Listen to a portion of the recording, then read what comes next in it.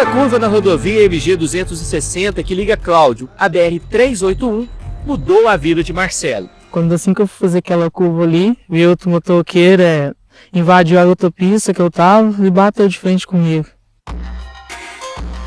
Ele perdeu o braço, mas não perdeu a vontade de lutar. Além do kickbox, Marcelo se dedica às aulas de jiu-jitsu. O jovem vencedor na vida quer se tornar também um campeão do esporte.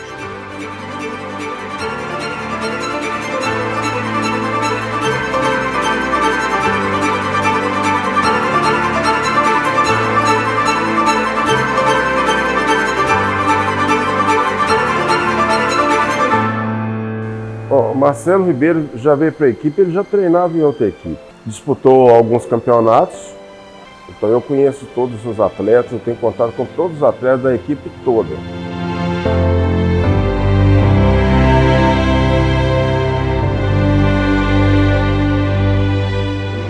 O mestre Adair completa 90 anos, 28 de março, salvo engano. 90 anos é um mestre que pratica jiu-jitsu há mais de 60 anos. Aprendeu com o mestre senador, aprendeu com os japoneses. Porque ela te dá confiança, dá saúde, você pensa de uma maneira diferente. Você fica consciente, fica tudo. Tudo é importante. As quedas são importantes, ele é o pessoal. E tem todos, com qualquer ideia por vir, com a sua técnica importante.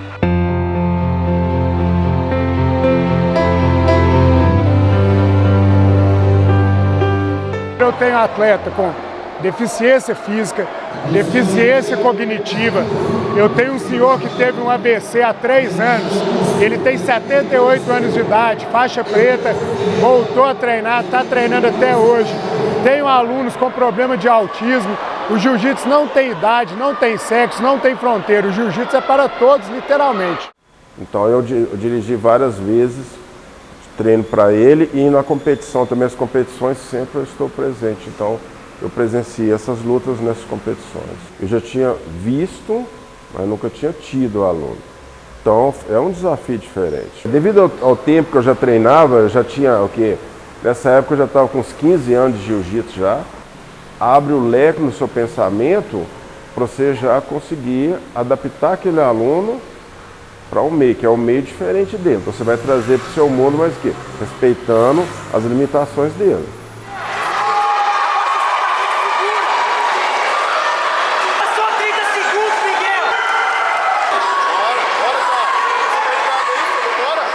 Você interage com toda aquela família, né? A família do jiu-jitsu. O jiu-jitsu é uma família. Você interage naquele novo núcleo aí. Então só agrega, não tem nada de ruim no jiu-jitsu. O que importa é ele fazer o melhor. Ele fez o máximo que ele conseguiu ali, respeitando o coleguinha, o adversário. Ele fez o máximo que ele conseguiu. E foi muito bem. É aquela questão. E com o que ele vai pensar da próxima vez? O que eu posso fazer para melhorar? O importante é que ele seja sempre a melhor versão dele. Eu vejo que o jiu-jitsu a gente consegue adaptar. De repente você está com uma dor, você muda o tipo de jogo, você vai adaptando em cima das suas condições físicas. A gente trouxe 82 atletas. O nosso intuito maior é tirar as crianças, os adolescentes das ruas, né, do meio do tráfico. Muitos já começaram a dar aula, trabalho de instrutor. Então o jiu-jitsu traz um futuro diferente para as crianças. Bora, põe no chão, bora!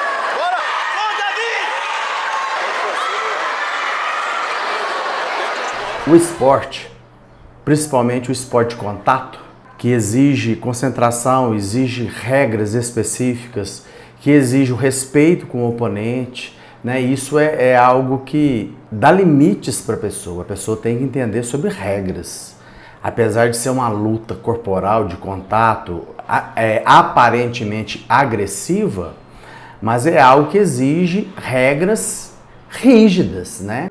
Tem muitos alunos autistas, tá? Eu tenho muitos alunos com crise de ansiedade e eles treinam jiu-jitsu e os pais chegam para mim e falam: meu filho mudou. Pessoas aí de muleta praticam jiu-jitsu. Tem um aluno meu lá que ele não tem as 2 pernas, né? Só no joelho. E ele treina jiu-jitsu. Então o jiu-jitsu é para todos. A luta de contato e depois eles se cumprimentam, se abraçam e no maior respeito ainda fazem reverência um para o outro, né? Isso é algo que não é comum. Fora do tatame, fora da Isso disciplina a pessoa. O atleta dá-se a dizer que ela é uma pessoa que treina, que ela dá um tempo grande da sua vida treinando os fundamentos daquilo que ela está fazendo. Então isso vale para qualquer coisa que você faz na vida, mas principalmente para o esporte de alto rendimento. Eu comecei a lutar jiu-jitsu com os meus 15 anos e pude retomar a minha vida de lutador. Não só lutando, mas pedalando e dando continuidade na vida. E não importa as circunstâncias, hoje é o meu segundo torneio como paradesportista e não conquistei. Mas conquistei a esperança de que ainda vou lá. A vitória não está no fato somente de conseguir finalizar o nosso oponente. A vitória está no fato da gente se levantar da cama, romper com as limitações e não aceitar que qualquer que seja a limitação impeça a gente de conquistar nossos objetivos. A vida da gente para por um acidente, é transformada, mas depende de como a gente enxerga.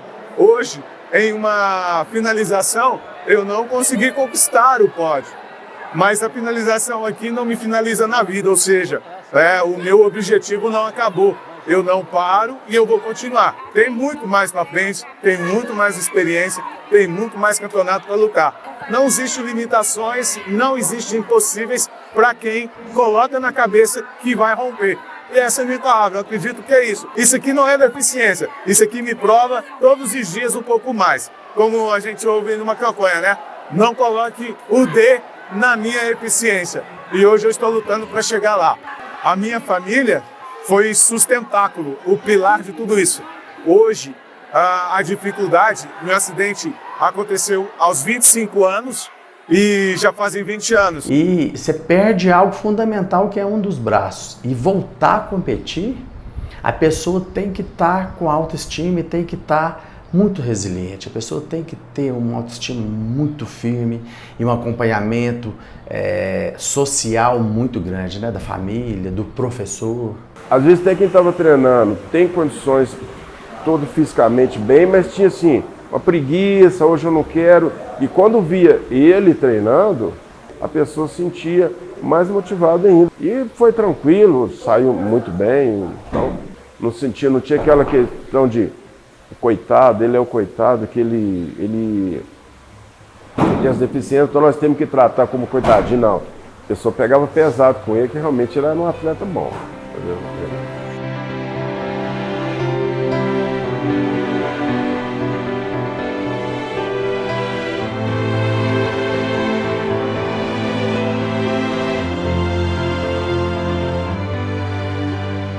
Jiu-jitsu trouxe para mim a melhora na qualidade de vida, né? É uma comunidade onde a gente se ajuda, né? E traz melhorias tanto para a vida, né? Não só dentro do tatame, mas coisas que a gente leva para a vida, disciplina, o respeito, a hierarquia. Quando a pessoa está vivendo um luto de um ente, né, querido, que se vai, um viúvo, por exemplo, né, perdeu a esposa, para esse viúvo, dando um exemplo, ele volta à vida rotineira. Depois de um tempo, volta a trabalhar, volta a conviver socialmente. Agora, quem perde um membro, ele não vai ter aquele membro mais como o outro não vai ter o ente querido, só que ele tem ali agora a visão do outro em cima dele. Me vê faltando um pedaço. A parte complicada desse luto de alguém que perde um membro é a aceitação do outro, a aceitação social. Uma frase que mexeu comigo: as muralhas não se levantam na nossa vida para impedir que a gente conquiste a terra prometida. As muralhas se levantam para que a glória da conquista seja dada a Deus. Hoje, a falta da minha perna é exatamente a oportunidade que eu tenho para glorificar a Deus e levar uma palavra para quem precisa, inclusive para entender que não é a perna que nos faz mais que vencedores, mas Cristo Jesus que nos faz mais que vencedores. Hoje nós contamos na 8ª edição, no mês de dezembro, que é um mês atípico, com 1.200 atletas disputando cinturões, categorias com kimono, sem kimono, trabalho de deficientes físicos, deficientes visuais, homenageando primeiramente aos mestres, aos professores, né?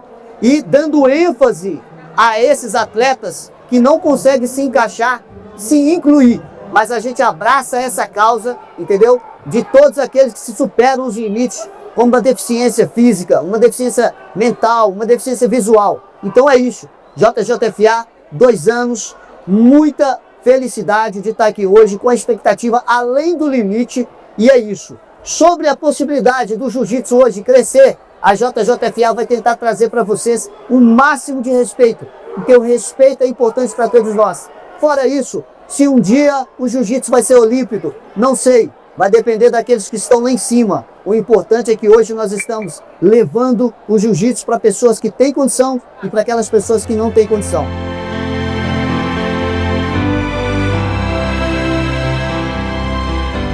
Esse evento a gente demanda aí de 2 meses para fazer o evento. Assim que termina o evento, a gente já pensa no próximo evento, do staff completo. Entre o staff simples, portaria, arbitragem, limpeza e mídia. Se tratando de mídia, a gente sabe a importância do patrocinador. Nós da JJFA estamos nos preparando para cada vez fortalecer o seu vídeo, a sua ponta, para que você possa alcançar um sucesso não somente nacional, mas assim mundial.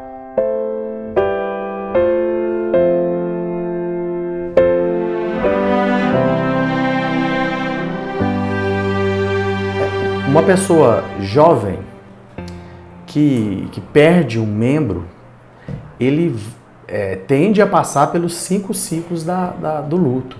Então, assim, esse ciclo do luto que ainda algumas ciências apontam, não é que esse ciclo de 5 etapas, né, a pessoa passa primeiro pela negação, né, depois ele passa pela raiva, depois ele passa ali com a barganha ou ali tentando se equilibrar, depois uma certa depressão ou tristeza, vamos falar assim, e depois a aceitação. Nós temos na academia pessoas que começam aos 5 anos, temos pessoas que começam aos 70 anos de idade. O importante é continuar. Para você ver, hoje em alguns países o jiu-jitsu é matéria obrigatória na escola. Abu Dhabi, por exemplo, já há uns 15 anos, portou muitos professores de jiu-jitsu do Brasil, muitos. Tem muitas escolas que já têm o jiu-jitsu no currículo. Em Minas, por exemplo, a federação já tem mais de 10 mil federados, pelo menos umas 4 mil academias. Já vi muitas transformações. Criança com problema de toda ordem, problema social, problema com justiça, problema emocional, problema psicológico, entrar para o jiu-jitsu e se transformar. Uma criança, por exemplo, com TDAH ou autismo, ele não gosta de contato. E chega no jiu-jitsu, é contato, é abraçar, é estrangular, é derrubar. E tem exercício na academia que você abraça os colegas e fica rolando no tatame. Então ele supera isso. O seu exercício de contato, sim, tem lesões. Você pode machucar no campeonato. Às vezes as lesões são mais sérias, mas os árbitros são treinados para interceder, principalmente na luta de criança, principalmente na luta de 15 anos abaixo. Ele sabe que a criança vai machucar e ele vai e para a luta antes que isso aconteça. Você tem que trabalhar muito. Olha, na segunda-feira eu começo às 6 horas da manhã a dar aula de personal e eu vou até às 22 horas. Antes de começar o jiu-jitsu, eu tinha até um certo preconceito. O mestre brinca muito comigo, porque eu já conheci o mestre antes, né? E aí eu comecei a buscar artes marciais, porque eu queria uma atividade física bacana para poder participar. E aos 31 anos de idade, a convite de um amigo meu, de um colega meu de trabalho, eu dei a chance para o jiu-jitsu. E foi fazer a primeira aula e nunca mais parar. Eu gosto muito, né, de acompanhar o trabalho dele, Jean-Jacques Machado. Ele é um modelo para mim, não pela técnica só, porque é muito apurada, mas também por causa de... Ele nasceu sem os dedos da mão esquerda.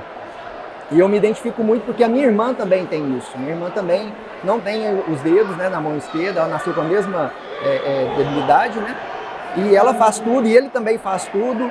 E ele desenvolveu várias técnicas, né, baseadas em alavancas por causa dessa dificuldade que ele tinha, né? Qual que é a sua desculpa, né? Qual que é a minha desculpa para poder não entrar no tatame, vestir um kimono e encarar ali uma luta e tentar ser melhor, tentar melhorar?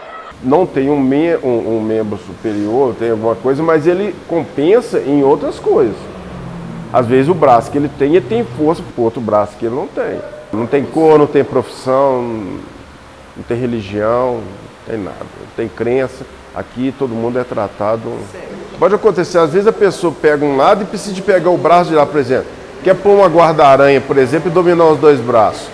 Só que aí ele fala assim, ele vai para um braço, só que para sair da guarda-aranha com o braço, fica fácil você sair, que você joga para dentro e sai.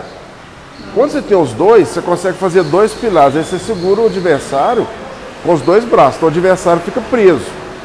Quando ele não tem um braço, você segurou só num, a saída dele fica mais fácil. Ele consegue jogar para dentro. Tá, a questão, o esporte coletivo tem diversos, então tem várias cabeças pensantes, ali é uma só. É um com um, então ali, você tem que concentrar o tempo inteiro, a concentração é sua, né? Então o tempo inteiro. Primeira coisa, respeito com o adversário. Pelo menos na área que eu trabalho, no lugar que eu trabalho, eu posso te garantir, não tem nenhum treinador, não tem ninguém que treinava. Nenhum. Não tem ninguém disciplinado. Inclusive, a grande maioria das pessoas que estão aqui é por indisciplina. Porque não tiveram ali regras, que não tiveram respeito com o outro. Né? Porque eu posso usar um potencial que aparentemente para mim é negativo, como a ansiedade, mas usar ele como catapulta. Me alavancar para algo maior. Né? Usar a ansiedade como forma de potencial humano. Então isso a psicologia consegue fazer. Mas o jiu-jitsu é mais inclusivo que qualquer outro esporte. É uma arte que eu venho acompanhando há mais de 20 anos e como árbitro há mais de 15. E desse tempo que eu estou arbitrando, eu vi diversas pessoas com pequenas deficiências, como falta de um membro ou deficiências visuais ou auditivas. Nenhuma delas deixaram de competir. Todas elas acabam sobressaindo em algumas lutas. Já vi atleta com menos de um braço, né, de atleta que estava completamente exposto a uma luta severa com o atleta, mesmo que ele não tenha um membro, e esse atleta acabou ganhando. Às vezes eu tô faltando um pedaço, mas eu estou inteiro.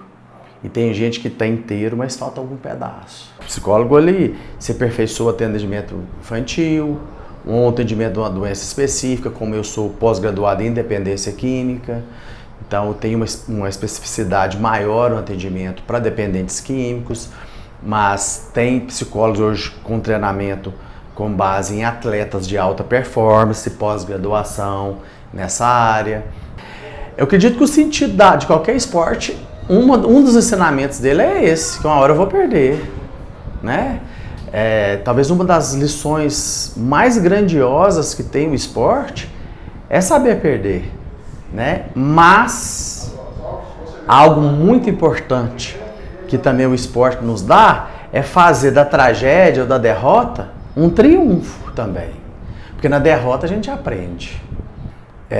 Acredito que essa superação, né, de uma pessoa que está praticando um esporte que necessita daquele membro parte prioritária, fundamental, e ver uma pessoa lutando, às vezes não precisa nem de ser um vencedor da luta ou nem ganhar uma competição, mas ele está ali se colocando como oponente a um outro que tem dois braços, mas mostrando que aquilo que eu falei anteriormente, talvez lhe falte um braço, algo fundamental, mas aquilo que me move, que são as minhas ideias, as minhas convicções, o meu querer, os meus desejos, está inteiro, ficou intacto. O ser humano, na minha abordagem psicológica, ele é visto como um ser biopsicossocial espiritual. E aí, no caso espiritual, não tem nada a ver com questão de religião. A espiritualidade é questão de transcendência, eu ver para além de mim mesmo, né? Eu consigo saber que amanhã eu tenho um trabalho para me vir.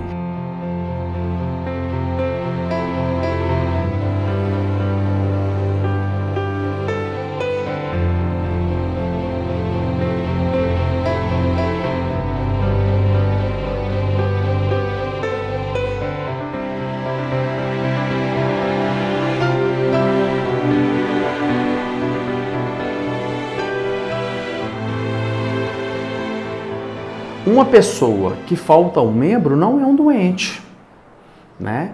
Agora, a partir de uma frustração e a partir de uma perda, a pessoa pode adoecer a ponto de, por exemplo, usar droga? Claro, claro. Uma pessoa, por exemplo, ela pode perder um braço e parar naquele ciclo de depressão? Pode. O que paralisa? O que uma pessoa que poderia ser exemplo ou que poderia, através do corpo, que é mensagem para o outro, continuar lutando e agora não querer aparecer mais. Ele pode justificar de várias formas, inclusive nesse ciclo do luto. Às vezes pode parar num desses lugares, estacionar num desses lugares e em um desses lugares ela não conseguir caminhar. Para quem acompanhou, está acompanhando esse documentário, e em determinado momento foi oferecido a ele contar a história dele e ele negou. O ser humano é um ser de escolha. Ele faz o que ele quer, ele não é obrigado a alimentar as outras pessoas com a história dele. Ele pode, em determinado momento, escolher não contar ou não se expor, né? Talvez ele não se sinta bem sendo gravado, ou aquela história, do jeito que for para ele, ainda é traumática e ele não quer contar aquilo, porque aquilo revive uma dor muito grande. Ele vai reviver o dia da perda do braço, o dia que ele perdeu o braço. Nós somos um amontoado de escolhas que nós fizemos durante a vida. Então as pessoas têm que respeitar.